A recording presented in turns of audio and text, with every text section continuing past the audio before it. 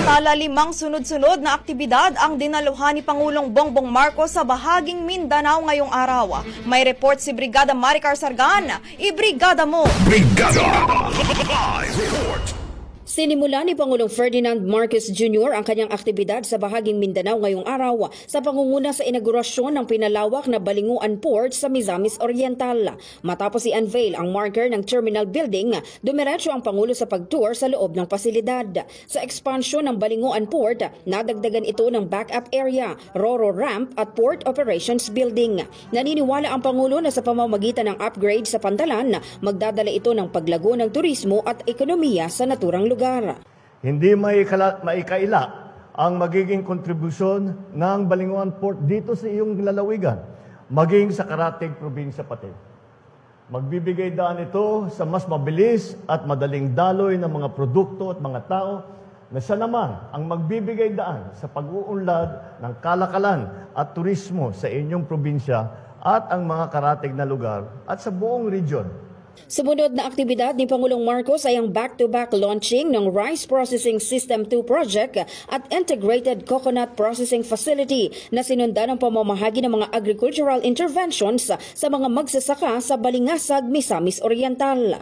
Ngayong araw, formal nating inilunsad ang Rice Processing System 2 Facility na mayroong isang multi-stage rice mill at 4 na recirculating dryer. Sa pamamagitan ng teknolohiyang ito, mapapabuti ang kalidad ng ating bigas. Mapapataas ang kita ng ating mga magsasaka. Higit sa lahat, magiging madali ang ating produksyon. Inaasahan natin mapapataas nito ang milling recovery rate mula sa kasalukuyang 55% hanggang sa 50%. Ngayon ay gagawin natin 58%. Tungo sa 63 hanggang 65%. Yun ang pinaka-aspirational level natin. Sa tulong nito, bababa rin ang post-harvest losses ng halos 32,000 metrikong tonelada kada taon. Katumbas ang mahigit na 541 milyong piso na kita para sa ating mga magsasaka. Pinangunahan din ng Pangulo ang pag-turnover ng nasa 91 patient transport vehicle para sa Northern Mindanao at Bangsamoro Autonomous Region in Muslim Mindanao o BARM na ginanap sa Pilais Sports Center sa Cagayan de Oro City. 85 dito ay ibibigay sa iba't ibang munisipalidad at syudad ng Misamis Oriental, Misamis Occidental, Bukidnon, Camiguin, Lanao del Norte at Lanao del Sur, habang 6 naman sa BARM. Patid naman nating lahat na kapag kalusugan ang pinag-uusapan, ang bawat segundo ay mahalaga.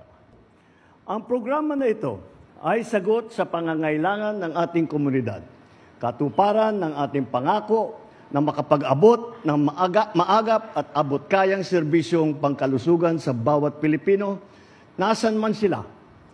Ito po ay tugon ng pamahalaang handa, mabilis at inyong maaasahan. 68 sa mga nakakatanggap ay hindi pa nagkaroon ng ambulansya, ng patient transport vehicle sa kanilang kasaysayan. Kaya first time na sila magkakaroon ng ganito.